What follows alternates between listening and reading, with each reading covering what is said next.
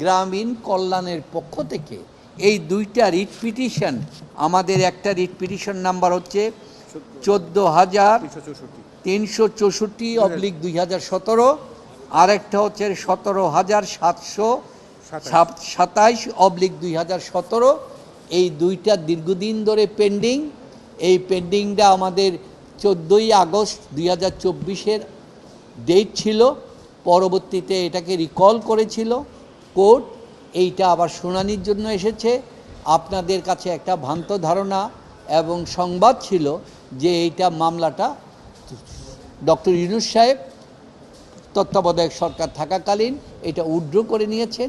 এই বিষয়টা সম্পূর্ণভাবে ভুল এবং নির্ভরযোগ্য তথ্য ছিল না, এবং তার প্রমাণ হচ্ছে বর্তমানে এটা স্বয়ং আদালতে শুনানি হচ্ছে। অর্থাৎ কোর্টে আমরা এই পক্ষের আমাদের বক্তব্য দিলাম, দেওয়ার পরে সরকার পক্ষ কিছু বললেন এবং আগামী এই বৃহস্পতিবারের জন্য পরবর্তী শুনানির জন্য নির্ধারণ করেছে।